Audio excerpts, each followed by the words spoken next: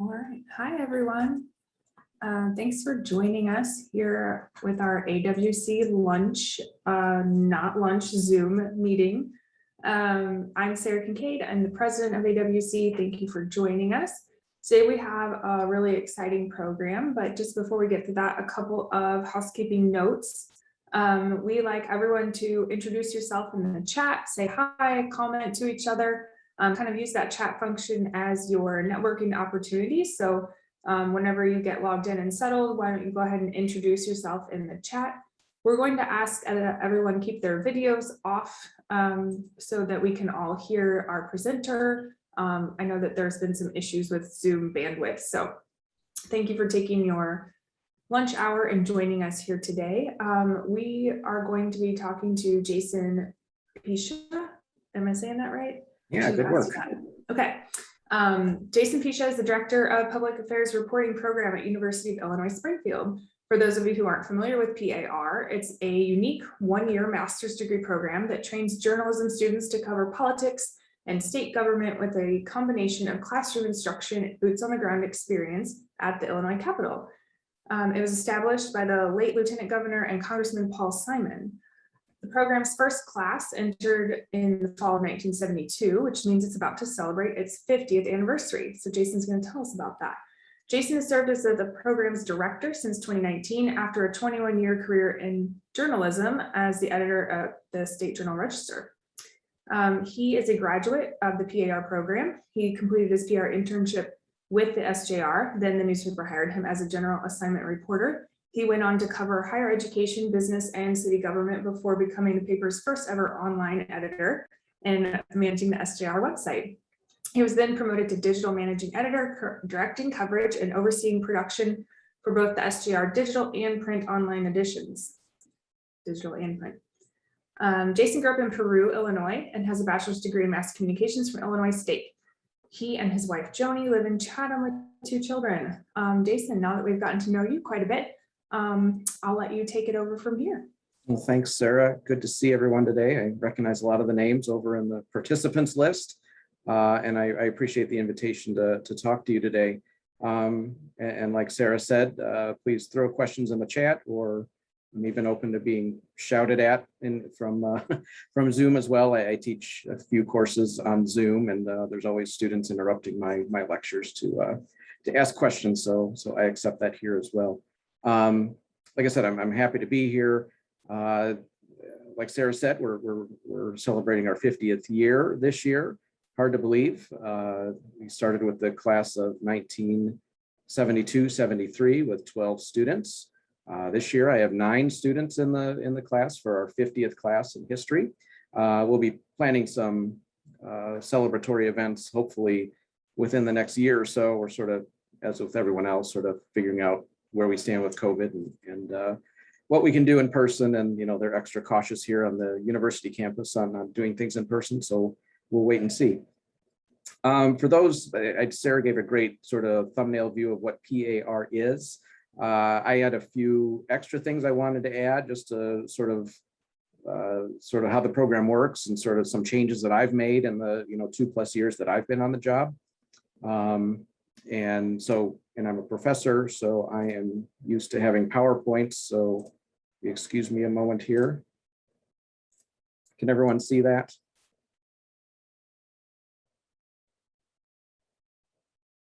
Okay, get a yes or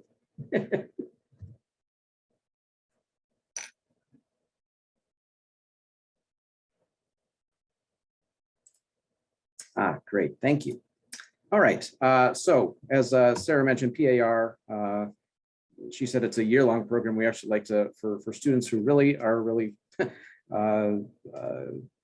interested in the time function of it. We mentioned it's actually a 10-month program. You're in here when school starts at the end of August, and you can be out of here by June 30th, and even as early as May 31st, which actually makes it more of a 9-month program.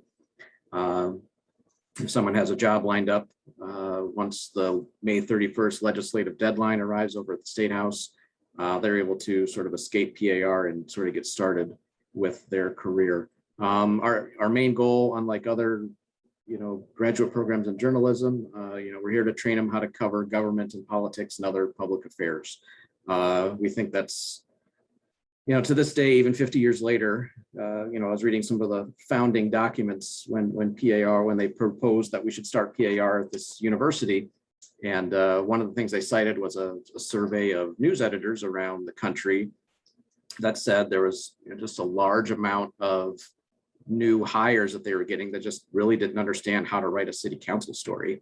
And it really concerned them. So the founders of this program, including, former U.S. Senator Paul Simon, saw the need and set up this program to sort of take advantage of where we are here in the state capitol, to take advantage of, the sort of the living laboratory that exists downtown in the form of the Illinois General Assembly. Right now, our students start off in the fall with a fall semester worth of classes. They take an advanced reporting course with me. They take an Illinois policy course that's run by a professional in the industry, and a couple of other electives to sort of fill out their schedule. During my advanced reporting course, I kind of treat it more like a newsroom.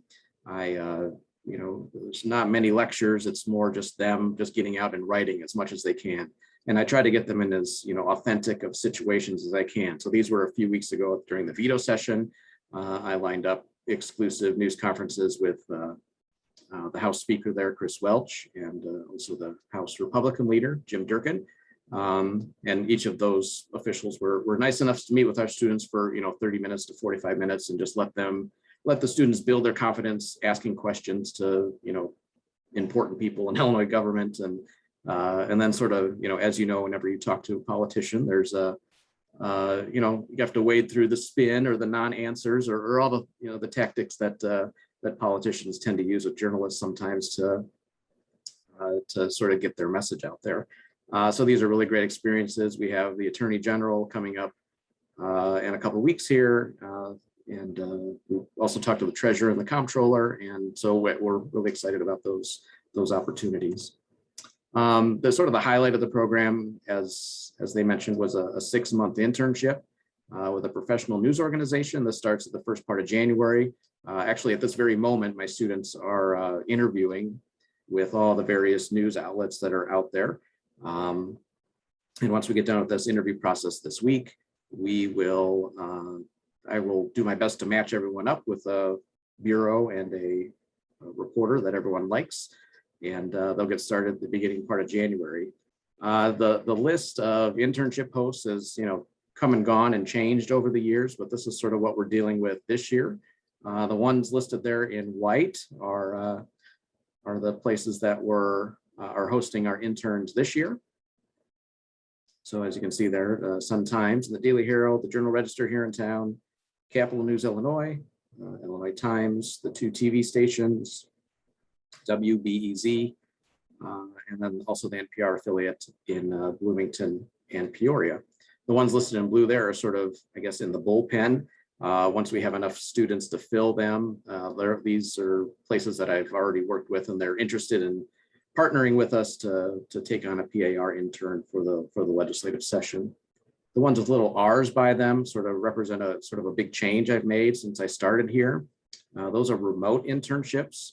I think everyone here probably knows just sort of the personnel staffing issue at the Illinois Capitol Press Room has been over the last several years. That several outlets have sort of pulled back their full-time correspondents. There's just physically not a lot of full-time reporters working in the Capitol anymore. And as you know, that was always the highlight. The student would work directly alongside the full-time reporter and, get coaching and learn that way. As those numbers dwindled, I figured out I couldn't sort of let that trend sort of decide the fate of what the PAR program was going to be. So we looked into these remote internships. So, Sun Times, for example, used to have a bureau down here for many years, doesn't have a full-time one any longer. But a couple of years ago, we got re-involved with them, and now they do take an intern. The intern largely works remotely by him or herself down here. Their political reporter will come down on big session days to sort of be, to report on the ground from here. but oh, for the most part, the sometimes intern is going to be by him or herself. And I think the whole what happened with the pandemic and what happened with Zoom has sort of just accelerated the sort of the normalcy of this sort of an experience. I think everyone's doing things remotely now, whether they wanted to or not. And so, you know, dealing with your boss every day over Zoom or a phone call isn't as far-fetched or odd as maybe as what we thought it was, you know, even 3 years ago. And then the other ones listed with ours there as well are still are remote ones too. But the ones without ours still have a live person in the Capitol. The main thing we sort of push with PAR and the benefit of it is that, you know, it solves the challenge of getting professional work samples and experiences. It's kind of hard to get one without the other when you're sort of early in your career, as you know. You know, if you don't have any experience, you know, it's going to be hard to get a professional news organization to sort of take a chance on you. And how do you, you know, get any work samples if you don't have any experience? So this sort of solves that. You're guaranteed an internship if you get into PAR. And so it's just a good situation all around. We also like to mention it's affordable. There's a story, I think it was in the Wall Street Journal a few weeks ago, just sort of talking about the high dollar graduate degrees in journalism that many people are taking. And they're talking about schools like Northwestern or Columbia or places like that, where you know, the tuition is like 70 grand and the students take out a loan for 50 grand and then they get it for their first job in journalism pays like 40 grand. That's not a good math equation. So, but PAR is, you know, quite affordable. You know, this is a slide I show all of our prospective students. And it, you know, you can see it's quite affordable. If you're for this year, if you're a resident of Illinois, you'll see you pay full tuition in the fall semester. But then you'll notice those zeros next to tuition in the spring and summer semester. That's part of the compensation for being an intern. You don't have to pay tuition fees on those credit hours. In addition, we pay a small monthly stipend during the duration of the internship that amounts to about $3,500. And due to the large amount of generous donors and friends of the program, we do have a very healthy scholarship base that we're able to award around $20,000 per year and sort of split that across the class in various ways. So everyone is also guaranteed to get an internship as well. So, you know, bottom line, with a very conservative scholarship amount, you know, you can get out of here with a PAR degree for about $5,500.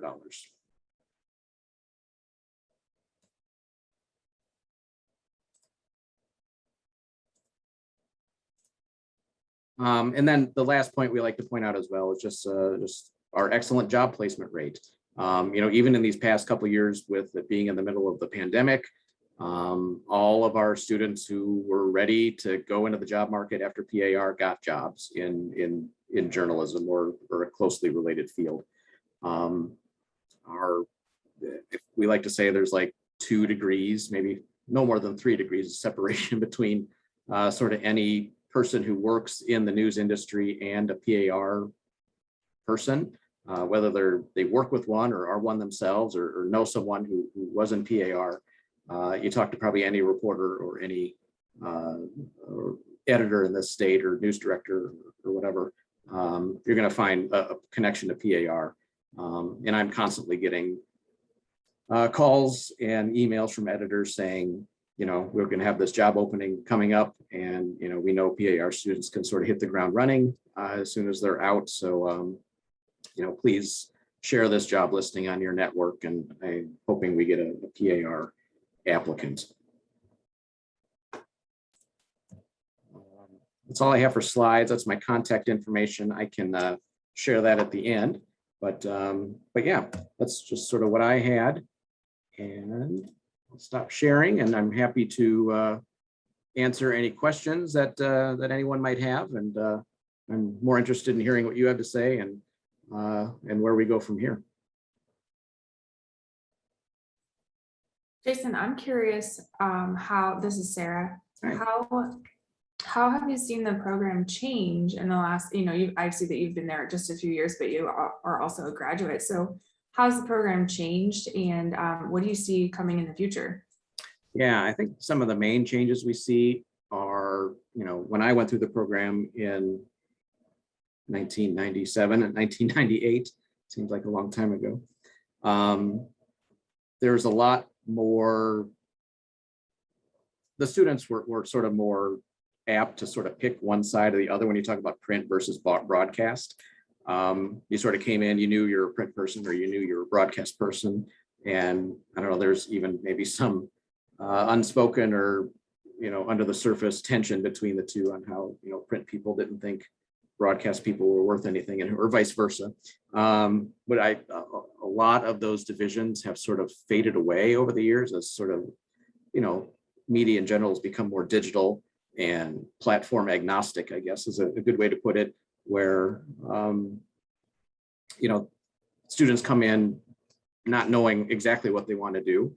Some of them come in and they have had experience. And I had one student this year who was the editor of her undergraduate college newspaper and also worked at the TV station on campus. So she came in with both of those experiences, and she really didn't know at the beginning of the semester what side of the industry she wanted to intern with. So all of my writing assignments that I gave, she would just write both formats. She would write a broadcast script and then also, a 15 or 20-inch story about the same thing. So that's one big difference is, students just aren't as one-sided as they used to be. And then, I'm also seeing PAR has always been a very competitive program to get into. And back, in the, I guess, if there was a heyday of PAR, sort of the early to mid 2000s when, we would get dozens and dozens of applicants every year and let in like 20 or 20, I think our highest class ever was like in 2005 or 2006, where we admitted 22 students, which is an insane amount of kids, students going around the Capitol doing work. But so, PAR had to be very selective. Journalism experience was, pretty much required. If you didn't have any journalism experience, there's really not a good chance you could get into PAR. That's really changed. We're seeing people sort of come to the realization late that, maybe they went through their whole undergrad experience and majored in sociology or psychology or political science, and really never took a journalism course before. We're taking a look at those students now. We think if we have students who sort of have the desire to learn and sort of the, desire to take on what journalism stands for, which is, holding truth to power and all that stuff we talk very loftily about. We can train them up in this fall semester to get them to a place to where, they can sort of hit the ground running when they start their internship in January. So, and, we have that this year. One of my students this year was a theater major. And we found that a lot of those skills that you learn in theater kind of translate well into a broadcast career. So, she never wrote a news story until she applied for the program. And we've worked with her, really hard over the past 4 months. And we'll see where she ends up for her internship, but we're confident. Are you able to read the chat? Yeah, question from Jayat. What are your thoughts on the distrust of media that's been sowed across the country, and how does that affect PAR? Does it come up in discussions much with young students? Yes, you just sort of distrust and sort of hate a lot of that as well. I had some interesting conversations with, last year's interns started on, whatever it was, January 2nd or 3rd. And then like that same week, January 6th happened. And as a result, there was some, related, they boarded up the Capitol here and all the other things they were worried about. And so some of my students were sent out to cover some of the protests and demonstrations that, involved, the anti-mask, anti-vax, anti-Trump lost people. And, you know, they would meet out and out hostility just because of what job they were doing. So, you know, for the first time, I'm trying to have a talk to them about, you know, how to keep yourself safe and how to recognize when, you know, maybe the situation is dangerous enough that, you know, maybe you should kind of go somewhere else or walk away, or maybe take a block away and watch it from afar. And, you know, those skills ended up serving one of my students really well. One of my students from last year ended up going to work for the newspaper in Springfield, Missouri, which, you know, as you may have known, was sort of a hot spot for anti-mask, anti-vaccine protests for a while, especially over the summer and early fall. And so he covers the city council there. So he's having to cover all of these, you know, angry, passionate people who don't like what the government is making them do. But yeah, in general, I mean, the distrust is something, you know, we have to contend with now.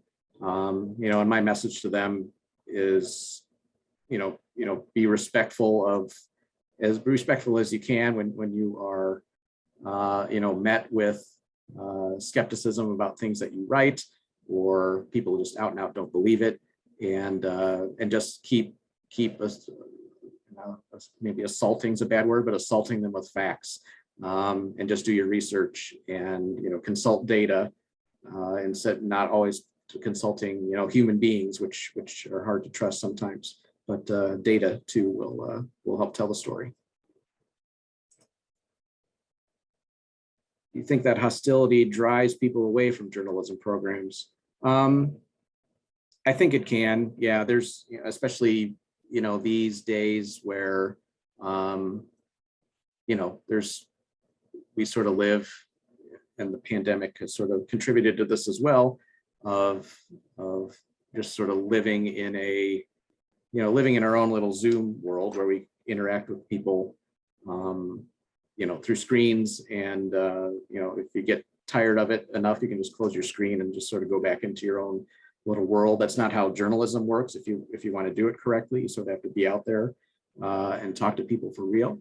And yeah, I do think just with the amount of hostility and distrust that people have toward reporters, it drives people away. Although I will say, you know, the part of my students doing their internship interviews this week, they had to write sort of little essays on why they want to be journalists that got included with their application packets. And frankly, it was inspiring to read a lot of those. It's not something we talk about in class, so it was sort of first time I sort of saw some of those thoughts just sort of enumerated down on paper. And it was, you know, all the same reasons we all got into journalism. For those of us who are in journalism, you know, just we're committed to the truth. We want to hold truth to power. You know, being knowledgeable about your government and democracy is important, and that job is too important to not do. So that's why they're here. Yeah, students believe journalism is an honorable profession, like we all grew up believing. Yes, like I said, in those essays I read, you know, they sort of see the higher calling of it. I would say that yeah, we're put in a unique situation where we get to talk to important people about the important decisions they make, and we sort of get to be the voice of the reader, the advocate for the reader almost, and sort of help them, you know, get the information they need so they can make good decisions about their lives. Jason, there was an earlier question, but probably while you were still talking about like what these students, you might have like just kind of an insight.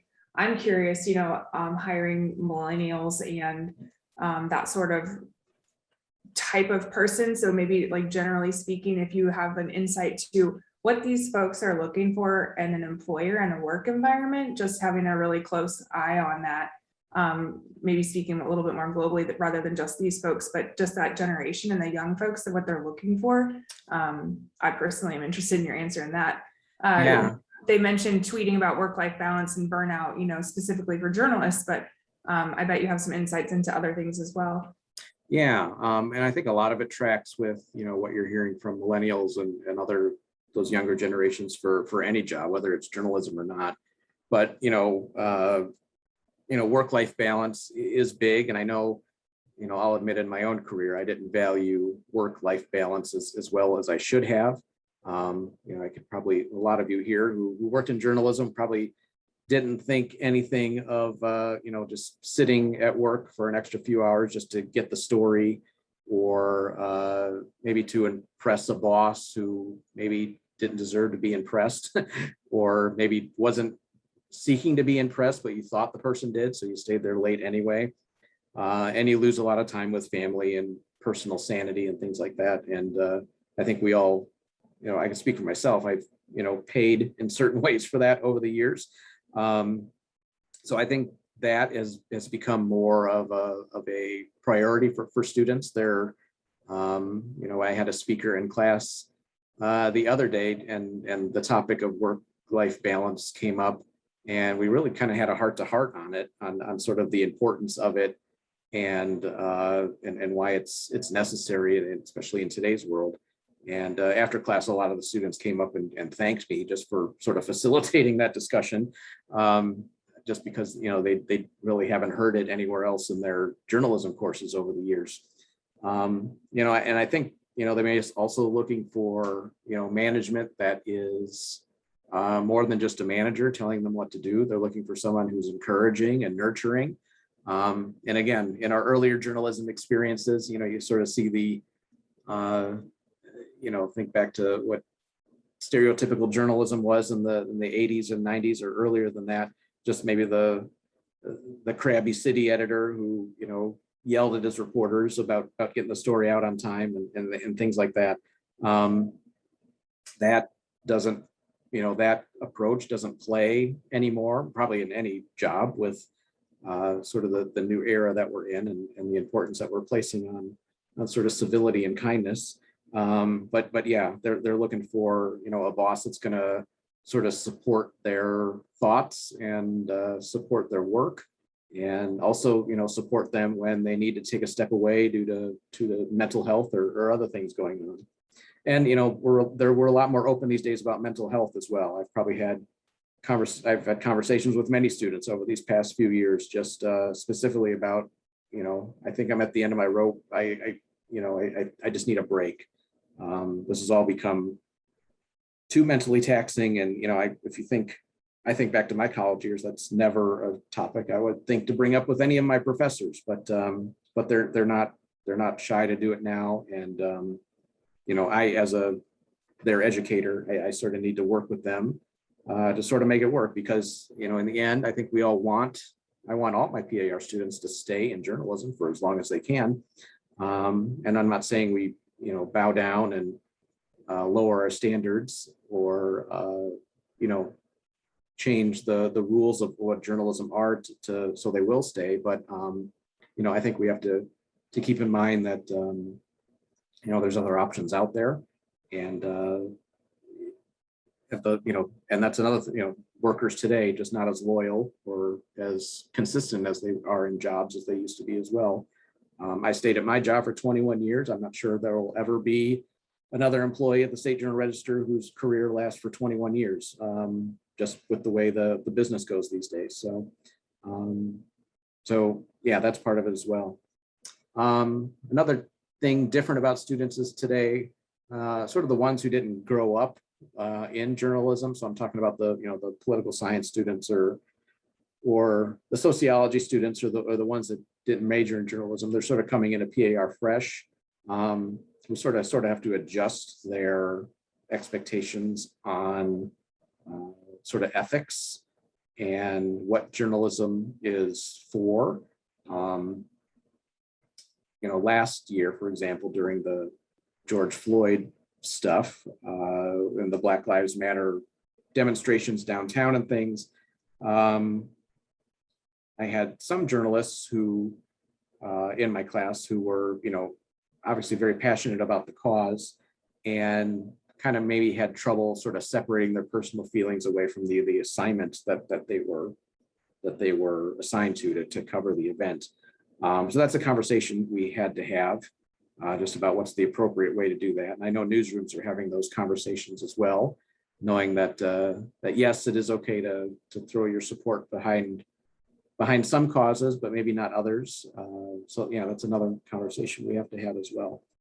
Let's see, what else do we have here for questions? From Jim, how has the age of social media and quick hit tweets impacted writing skills and the ability to communicate more complex topics to a mass audience? Yes,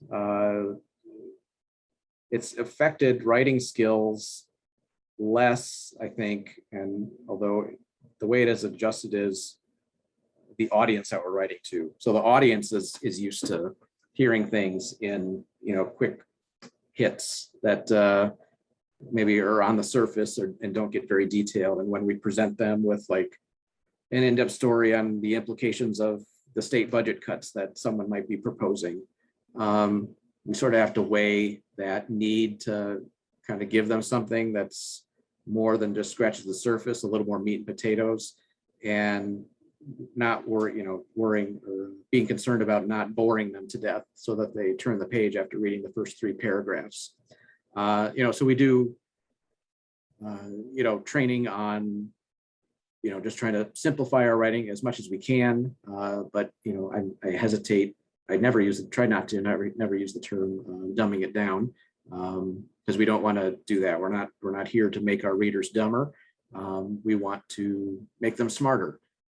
And if it takes a little bit of work on the reader's end to sort of try to pick up some of these concepts that we're trying to convey, I think that is a good exercise for the readers to have. We just need to find a way to sort of trick them into consuming it sometimes. But on the, sort of the larger issue of social media as well, it's affected every aspect of what we do as journalists. It's a great source for story tips, to get real life reaction of what's going on. Maybe not, from a statistical standpoint, maybe not completely accurate about how people feel about a given topic, since mostly the negative feelings about a topic tend to rise to the surface more than others. But and then we also impress to the students that social media is it can be a dangerous rabbit hole to go down as well if you want to get in. We encourage them not to get in fights with readers and not overly engage with readers who are just out to, as you mentioned, sow discontent.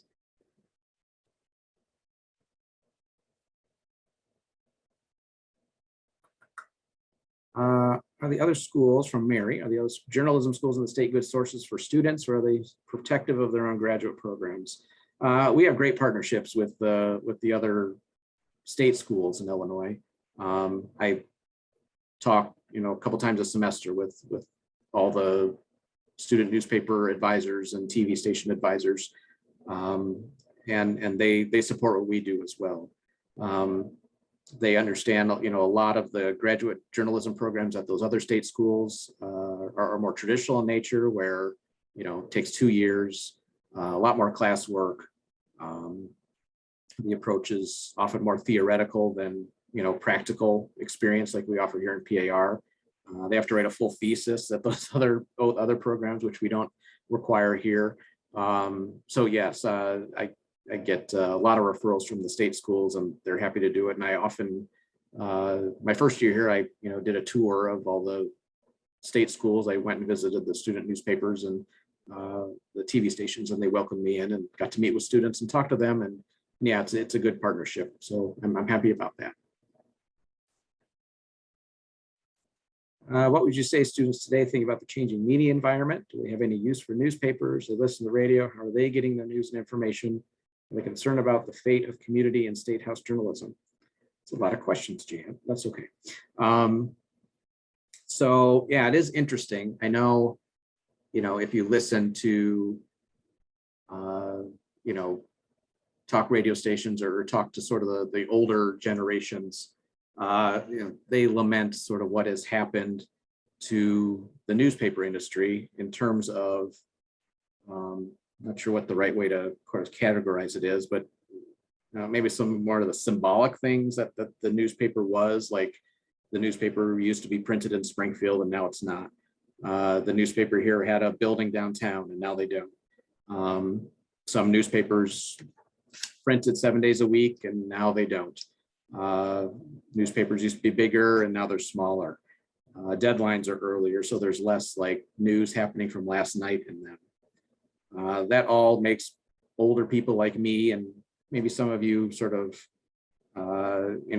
sad and longing for the greater days of journalism as we thought they were.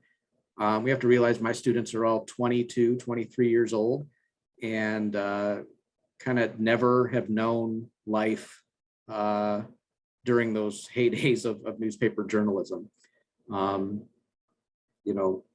The cuts started happening in the journalism industry sort of in the, like I said, the mid 2000s. A lot of my students were 7 or 8 years old back then and really have no frame of reference for it.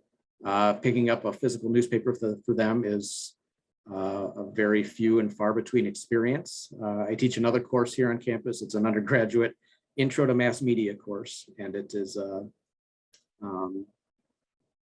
lot of juniors and sophomores and a couple seniors. And, I poll them, when's the last time you read a newspaper? And some of them have never picked up a newspaper to read it. And I don't know if I do this just to punish them or I think it's a good experience, but I have them actually go out and buy a newspaper and like read it and then sort of write about their experience and sort of contrast it to how they get their news.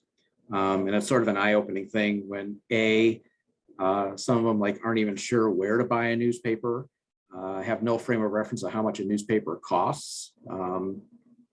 Costs $2 or $3, and some of them say, "Oh, that seems pretty reasonable for a full day's news." And I know you'll talk to some customers that $2 or $3 for a newspaper is a big ripoff. How can you charge that much?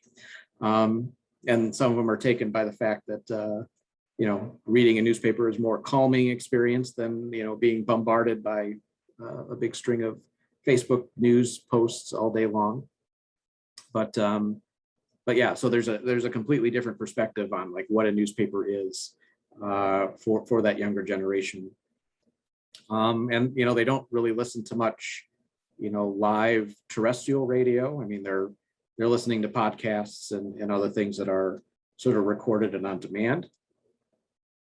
They do get their news, a lot of it from social media, especially my undergraduate students get it from there. My PAR students are a little more advanced in their media diet. So, they are reading the Chicago Tribunes and the Sun-Times and the Washington Post and the New York Times. So I'm happy about that. I don't have to fight with them so much, and listening to the, NPR podcasts and things like that. Are they concerned about the fate of community and statehouse journalism? There is some concern there. I mean, they see what's happening and they sort of see the reaction that the older generation has to it and how it's, how poorly it compares to how it was when they worked in the industry so many years ago. So they hear that, and that sort of presents and creates a negative perception in their minds. But I think they also see opportunity by it as well. Yes, a lot of jobs are getting cut, but and maybe this is a little bit selfish on their part to be thinking, but with a lot of those older journalists leaving the industry, it's opening up opportunities for them. And it's also opening up opportunities for media organizations to sort of rethink how they do the news. And to a lot of my students, that's exciting for them to think about, that they can sort of, do things differently than how it's always been done, and hopefully, connect their reporting and what they produce with a new audience. How can we get new readers, and what's the best way to do that?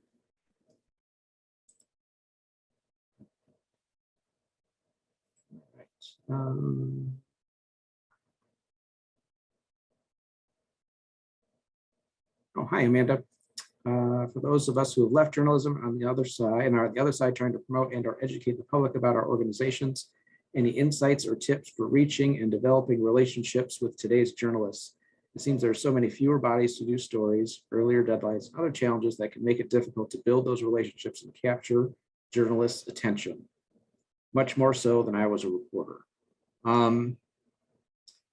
That's a tough one because, as you mentioned, while the number of reporters has decreased, the number of public relations professionals has not. If anything, it's increased as more companies see the benefit of having someone to craft their message and promote their brands and develop their images and sort of make themselves what they are on social media and all the other places.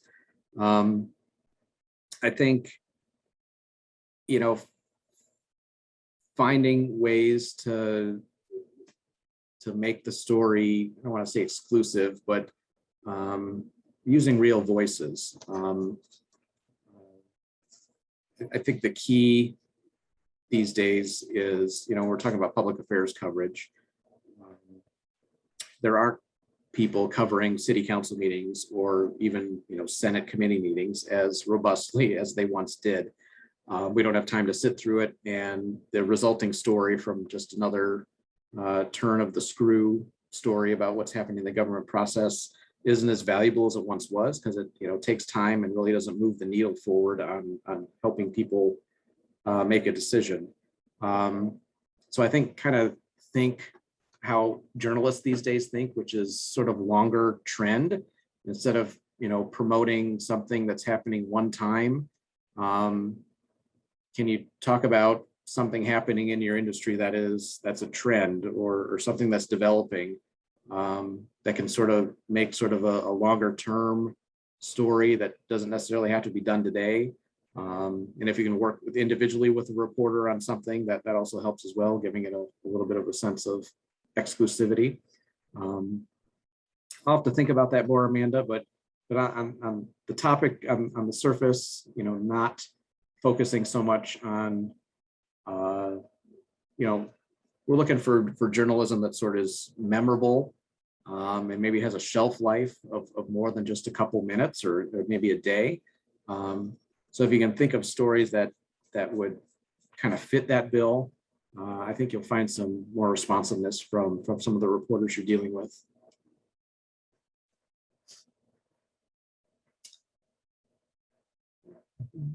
Jayette, do you find that elected officials generally still hold the PAR program in high regard and are open to helping young journalists? Yes, we're very lucky to have, like I said, I can put in calls to,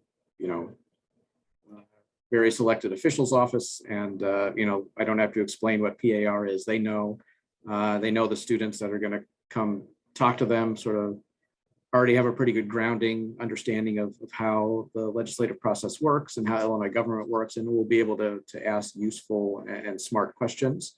If you get, if you're assigned to talk to the state comptroller, my students know who the state comptroller is before they talk to her, and they know the issues that she's dealing with. So yeah, there's a good amount of respect there. And part two of the question, I think we all want to know who is the best elected official to work with. They're all great. They're all very accommodating. Although I will mention it has been very nice to sort of establish a new relationship with the office of the Illinois House Speaker. Maybe you've heard Mike Madigan was sort of, I don't want to say secretive, but not exactly the most warm and fuzzy person when it came to dealing with the press. And the PAR class for many years always tried to, arrange a news conference with him. He actually did one, Mike Madigan did one, I think it was it was during Charlie Wheeler's final year. And I think, he did it maybe a sort of favor to Charlie. So got the whole class together and ask questions to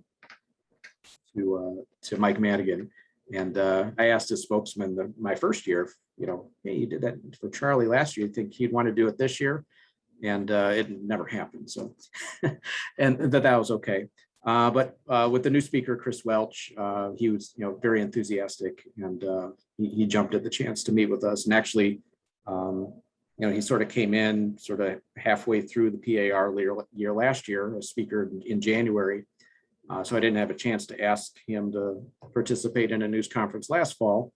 But during the end of the session, he was nice enough to sort of invite all the PAR students into his office and just talk to them a little bit about how things run. And we were able to, like I showed you that picture earlier, arrange a news conference with him this year. So, but like I said, all of them are great, but I've been, I don't know, surprised and delighted with just how open the speaker's office is now. Am I enjoying the directorship, and what have you learned with interacting with young people regularly? Yes, I do love this job. I worked at the Journal Register for 21 years, and I don't think it's a secret to anyone that, the situation there and at many other newspapers was challenging for many aspects. But I never saw myself wanting to escape journalism or get out of journalism to get into something else. There's only a few jobs I would consider, and I still wanted all of them to sort of have a hand in the journalism industry, and this was one of them. I never knew how long Charlie was going to keep it up, and when he announced his retirement a few years ago, I sort of jumped at the chance to try for this job, and I'm extremely blessed and thankful that I got it. It's just I feel like, I don't know, I have a little bit of a hand now in sort of helping mold a very small role in helping to mold the future generation of journalists, and trying to make intelligent journalists too, ones that are able to write intelligently about what's going on in government. And what have I learned from interacting with young people regularly? They, especially the graduate students, they're not all as sort of disconnected and socially disconnected, and sort of that stereotype you may have about millennials with their faces just stuffed in their phone 24 hours a day. I get some of that, but these students are idealistic. They have energy. They bring a new, fresh set of eyes to Illinois government. It's I always have a fun. This might be a little bit too much inside baseball for the people who don't follow state government stuff, but as you know, the Illinois Constitution says if you introduce a bill, it has to be read on 3 separate days in each chamber. But as you know, lawmakers can sort of get around that by kind of putting a shell bill partway through the process, or a bill that had some other language in it, and then at the last minute just like replace all the language with like a marijuana legalization bill or something, and then pass it all in just a few hours, and no one gets to, there's really not much time to review the whole thing before a final vote is taken. My students, all of us who have been covering the statehouse for many years, just sort of, yeah, that's just the way it works. That's Illinois government. That's the way it works. My students are like, that's terrible. That sort of violates the whole reason they put the 3 reading thing in the Constitution, isn't it? And I'm like, well, yeah. And they're like, well, how come no one ever writes about that? And I kind of never have a good answer for them, other than, it's sort of inside baseball and process story that the general public might find boring.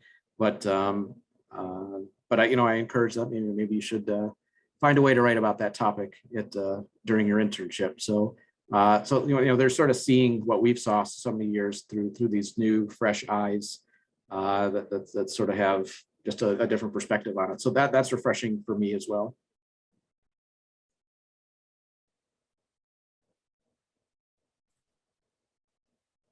Thanks for joining us, Jason. Yeah. This was really interesting for me. I'm not from Springfield, so learning about this program has been really informative. I have obviously worked with several PAR graduates throughout my time here doing media relations type things, but thank you so much for joining us. Thank you for your time today. I hope everyone enjoyed it. Just FYI, for any members of AWC, we're having a holiday social on December 1st. So if you're interested, we'll be sending out some information and put that on Facebook if it's not already there. So check that out if you're a member of AWC. If you're not a member, we would love to have you, and feel free to reach out to me or anyone else on the AWC board, and you can find out information on how to join. Thank you, Jason. You're getting lots of kudos in the chat, so appreciate you guys joining us on your rainy Wednesday lunch hour. So we'll talk to you soon. Thank you. Bye, guys.